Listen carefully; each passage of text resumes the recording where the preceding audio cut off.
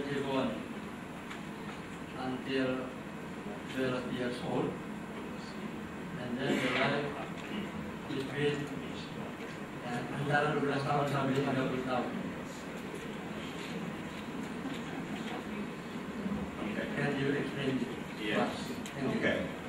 This is a good question. Now, I think part of the answer as to why the Gospels don't include this material is because they had the same assumptions of other ancient people, that the stories about somebody's infancy or youth or teenage years were not that crucial. And if you only had a limited amount of space, you're going to focus on the adult life. That's the way ancient biographies were written. Jadi, para penulis Injil itu sama dengan para penulis biografi kuno lainnya yang menganggap bahwa usia sebelum dewasa itu tidak begitu penting sehingga tidak perlu dimasukkan di dalam tulisan-tulisan biografi ketika mereka menulis biografi, terutama karena langkanya bahan-bahan untuk menulis pada waktu itu. What I would want to add to that is that Jesus probably had a quite normal period from infancy until he was 12. He was raised by his mother Mary and his stepfather Joseph. He learned Torah from them and probably in the synagogue as well.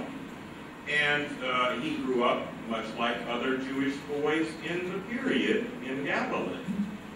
Dan barangkali bisa tambahkan juga bahwa kehidupan Yesus pada masa mudanya, pada masa kecilnya itu tidak jauh berbeda dari kehidupan anak-anak Yahudi lainnya.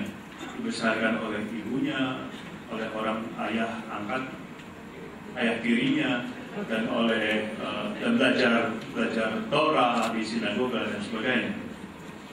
But from 12 to age 30, I think we have some clue in the Gospel of John as to what Jesus was doing. Tapi dari usia 12 sampai 30 tahun, mungkin kita punya sedikit petunjuk dari Injil Yohanes tentang apa yang Yesus lakukan. What is suggested in John 2, 3, and 4 is that Jesus was there in support of John's ministry during the period of John the Baptist's ministry. Dalam Yohanes 2, 3, dan 4, di situ dikatakan bahwa Yesus tampaknya ikut bekerja dan mendukung pekerjaan pelayanan Yohanes Pembaptis. So there was a period of overlap between the ministry of John the Baptizer and of Jesus.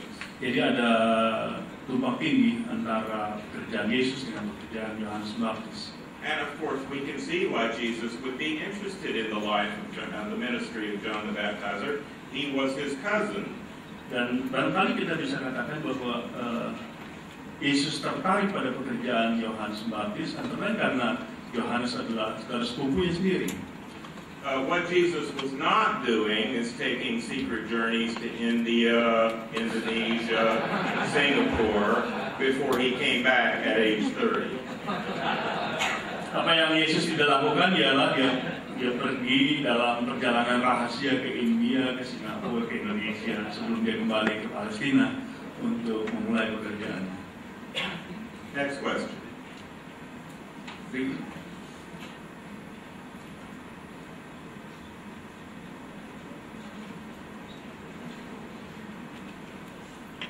Terima kasih. Kalau di abad-abad pertama, gereja dan umat dibingungkan oleh Injil-Injil Gnostik, maka di zaman modern ini ditambah bingung juga. Selain dimunculkan kembali Injil-Injil Gnostik ini, lalu ada buku Injil menurut Harry Potter dan Injil menurut Prof. Witherington. Bagaimana pendapat dan komentar Profesor mengenai ini?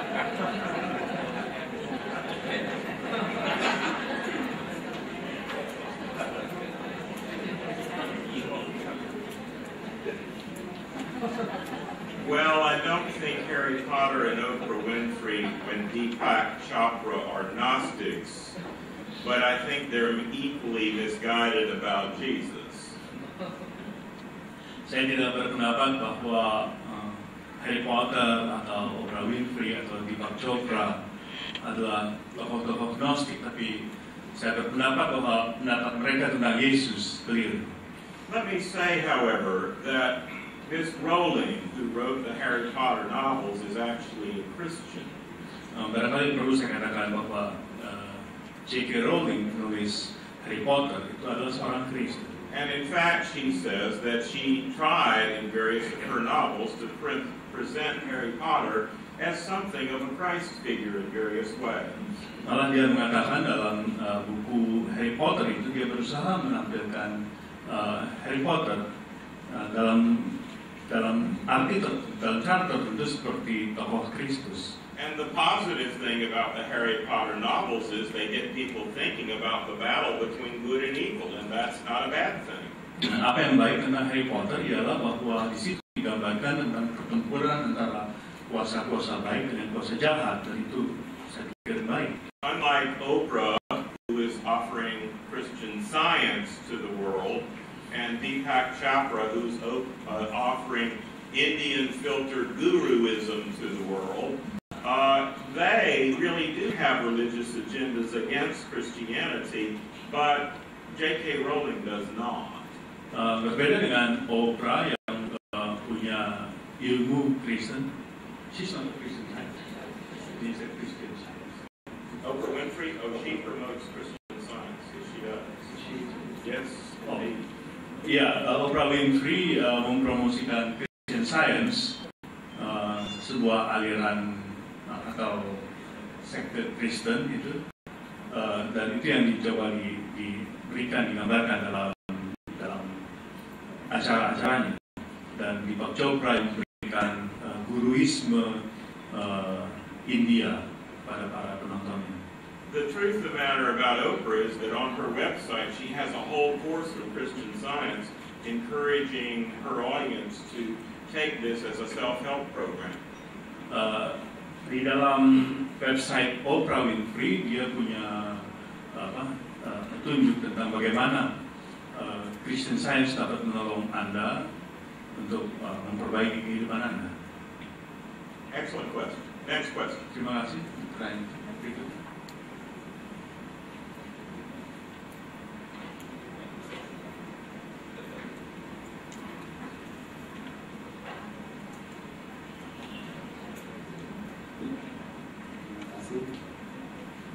Seperti tadi sudah disampaikan kepada kami bahwa ada pandangan Injil Gnostik ini tidak membawa kita lebih dekat mengenal Yesus. Tapi sisi lain Injil Gnostik ini sampai sekarang masih menarik untuk dikaji. Nah, menjadi pertanyaan saya, apakah di balik Injil Gnostik ini ada kebenaran? Terima kasih.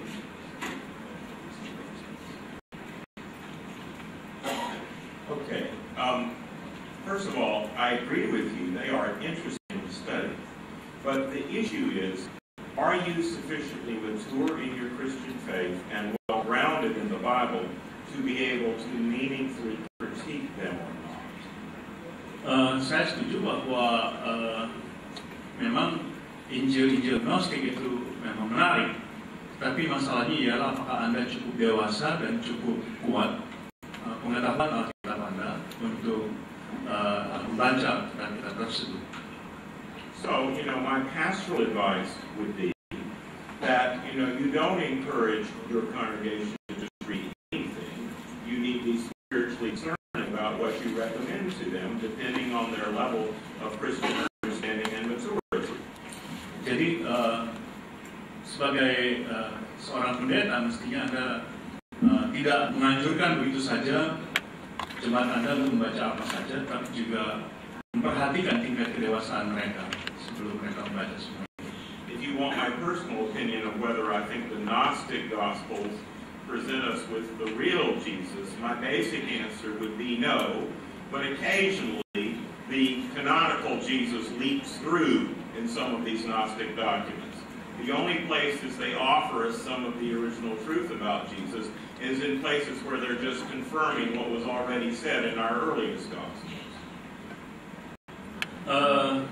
Untuk sekedar mungkin pengetahuan kita, barangkali kalau kita membaca Injil Gnostik itu, sedikit banyak kita masih bisa melihat pengaruh-pengaruh dari Injil kanonik dalam kita bisa sedikit banyak belajar juga di sini. Next question. Masih ada lagi?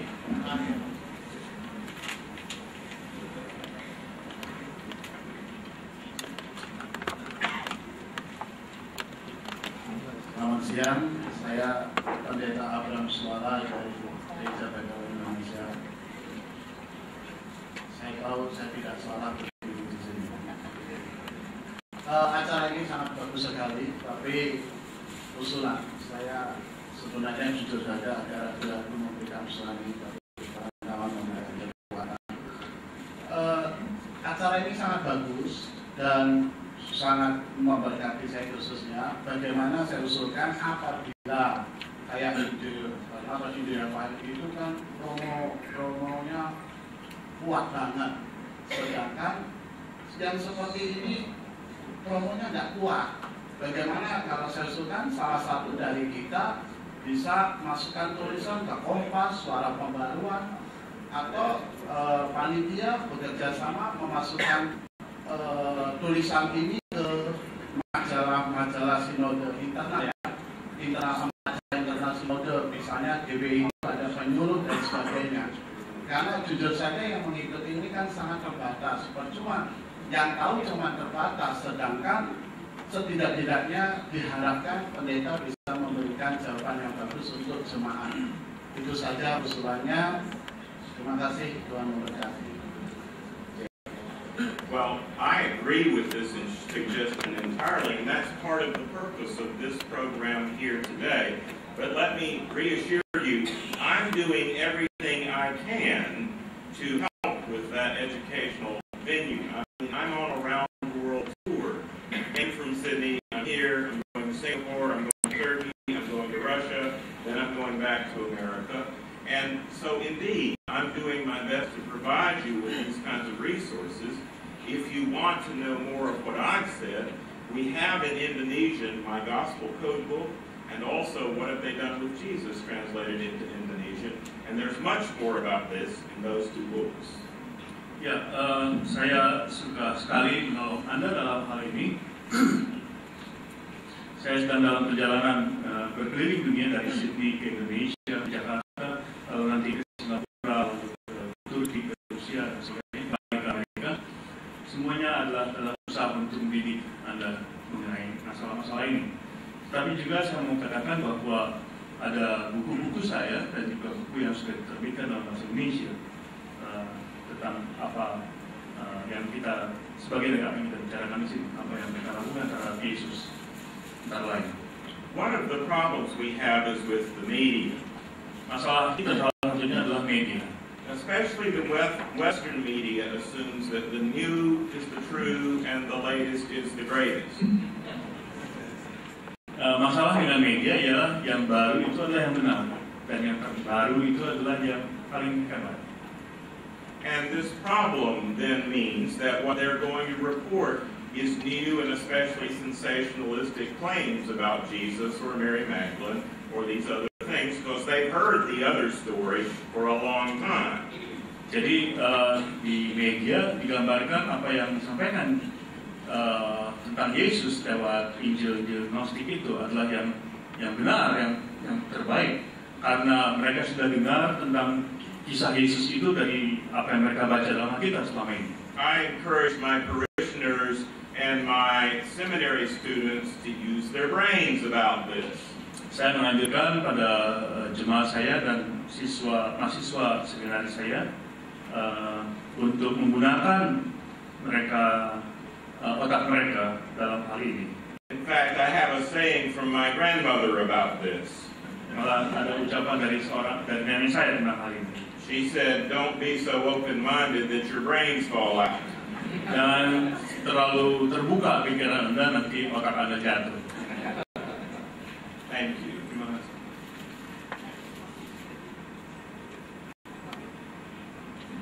Tiap tahun, saya tidak semua baru. Kalau ini disebarluaskan, dan kami sudah sudah ada website namanya www.yourkristus.com. Tolong bapak-bapak dan ibu sekalian, saudara-saudaraku, kalau memang minat, tolong masuk ke sana lihat. Itu masih baru, masih berusaha untuk mengevaluasikan data ini. Tapi akan terus dikembangkan. Nah, tahun depan temannya Profesor Ph.D, namanya Profesor Darabo, dia akan datang sudah 7 bulan Maret tahun 2009. Nah, seperti ini juga. Mereka berbeda karena dia ahli dari blueprint tech yang disebutkan tadi. Kita akan bikin topnya seperti itu. Nah, perlu sekali doa Bapak Ibu sekalian, perlu sekali promosi kemana-mana untuk kasih tahu. Dan kami nanti sudah punya nama Bapak Ibu sekalian, kami akan kirim email masuk ke bisnis juga dan tolong follow dengan teman-teman lain. Dan mudah-mudahan juga dalam sebelum proses datang kami bisa mengadakan mungkin di daerah. Jadi tujuan kami adalah sebagai di daerah. Dan kalau Bapak-Bapak Ibu perhatikan hari Sabtu itu seminar teologi ya, khusus dosen dan mahasiswa teologi itu ada sekitar 50 perguruan tinggi seluruh Indonesia, perguruan tinggi teologi yang diwakili. Jadi kami usahakan ada semacam bantuan scholarship untuk biaya pesawat ya. Nah, mudah-mudahan ini bisa kita luaskan. Terima kasih banyak.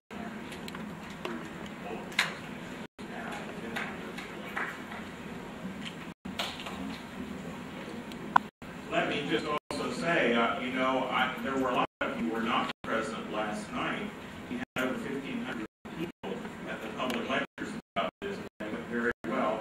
And most of the people there were lay people, so that was part of this whole weekend's program.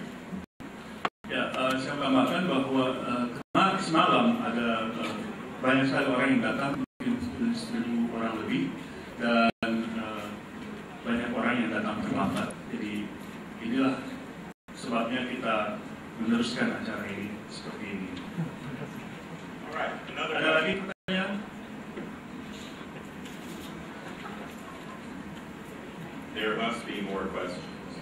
Pasti ada banyak pertanyaan lain. Ya, jadi Bapak Ibu, kita membuka ruang pertanyaan dan nanti setelah makan siang pun Profesor Ben melihat mungkin lebih baik untuk ruang tanya jawab lebih banyak. Jadi silahkan secara langsung diberi kesempatan memberikan pertanyaan.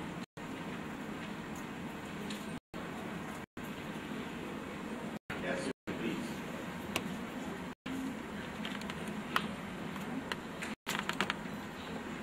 Terima kasih. Saya ingin bertanya, apakah ada kaitan antara isi gnostik, terutama dalam hal panteisme, dengan ide-ide panteisme di dalam filsafat Hindu? Terima kasih.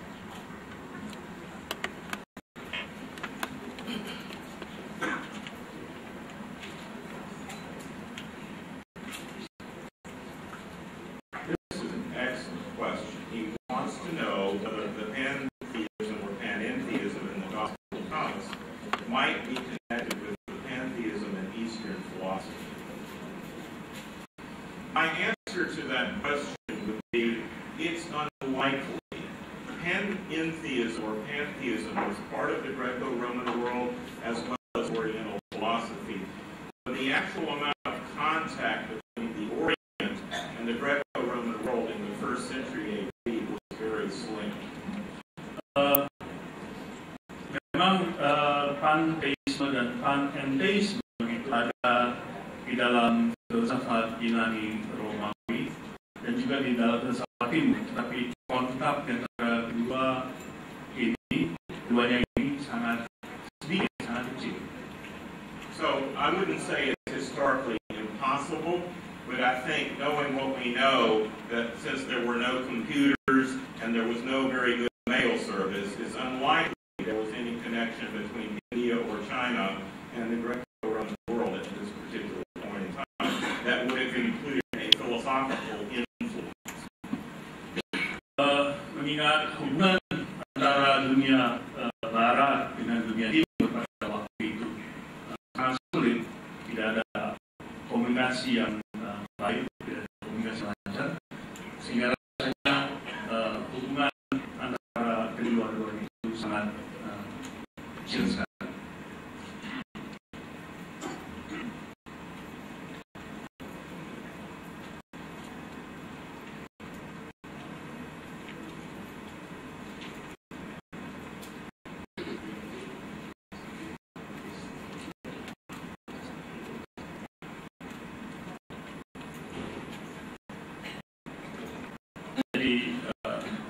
hubungannya memang tidak sederhana. Pertanyaan saya Pak ada dua tadi, satu lagi juga. Iya, nanti.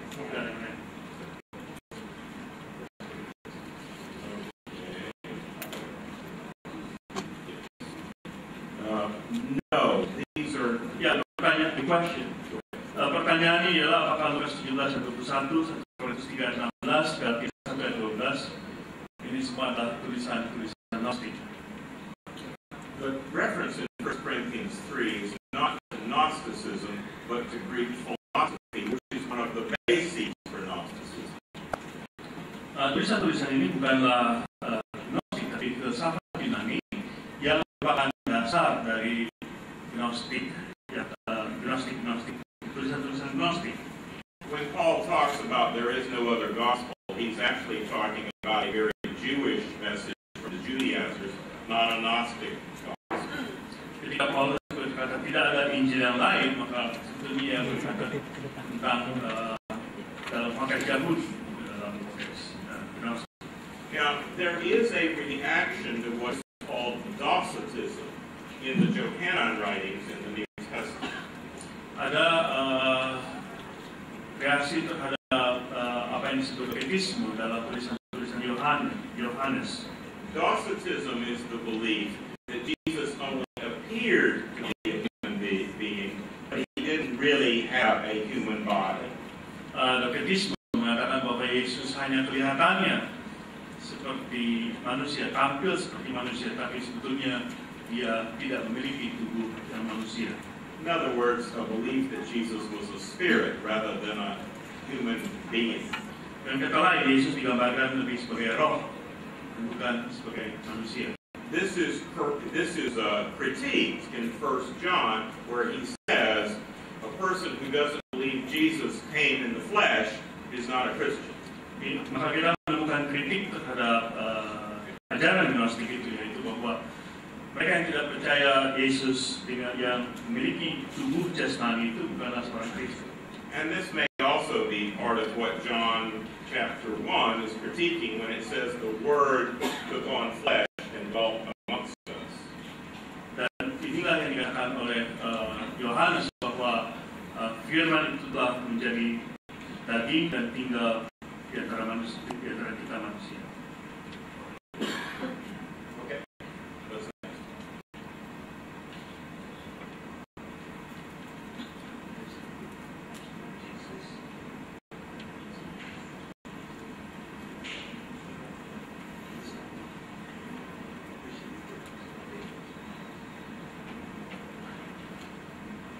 Okay. Repeat the question. Ya, dalam buku The Muslim Jesus ada kata-kata dari Yesus yang tidak ada dalam literatur Kristen atau Alkitab. Apakah kata-kata itu juga datang dari Injil Gnostik? No, I don't think that the Muslim sayings in the Quran about Jesus came to Muhammad or other Muslim writers from the Gnostic Gospels. I don't think so. Ya, pengetahuan orang-orang Islam atau Muhammad tentang Yesus rasanya tidak berasal dari Injil Gnostik. Most scholars think about that subject that Muhammad seems to have had some kind of contact with Roman Catholicism in his era. Para pakar berpendapat tampaknya Muhammad mempunyai kontak dengan Katolisisme dari Roma pada awal kerajaan, or possibly with some Orthodox Christians. Atau mungkin dengan orang Kristen Ortodoks. Okay.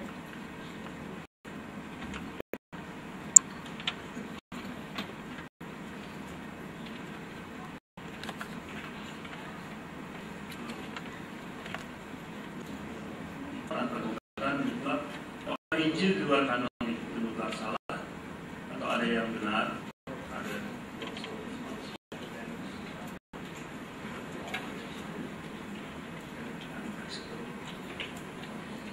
Here's what I would say about the issue of canon. For both the Orthodox Church, the Catholic Church, and the Protestant Church, the canon is the final authority.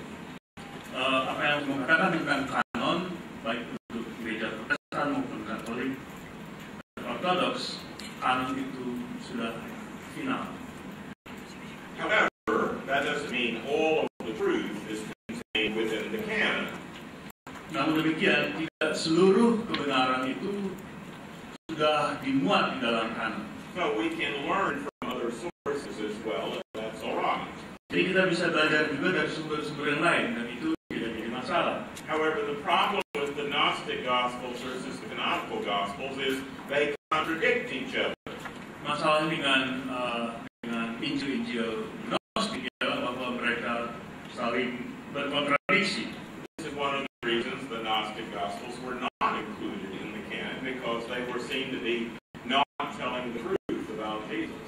Dan itulah sebabnya Injil Gnostik itu tidak dicantumkan dalam kanon, karena mereka tidak menggambarkan Yesus yang sebenarnya. Okay.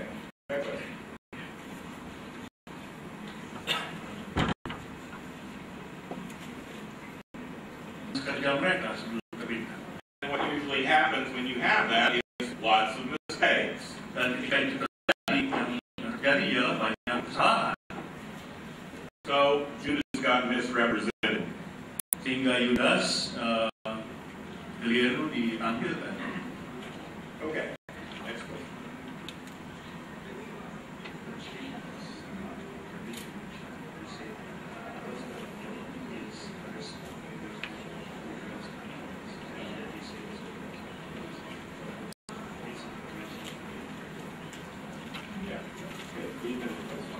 Ya, dua kalimat profesor yang kontradiksi.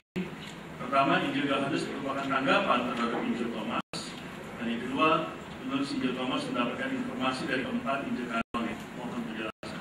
Yes, you misunderstood me. I said that Elaine Hagel said that the Gospel of John might be based on the Gospel of Thomas. I'm saying quite the opposite. Anda keliru menang saya. Elaine Hagel berkata, Elaine Hagel adalah salah seorang sarjana ahli yang banyak mempelajari gnostik. Dia mengatakan bahwa Injil Yohanes kemungkinan adalah tanggapan terhadap Injil Thomas. You'll remember that I said that her book entitled Beyond Belief is Beyond Belief. Bukunya yang berjudul Beyond Belief itu yang sulit diterima atau dimengerti, memang betul sulit dimengerti, sulit diterima. Okay, next question.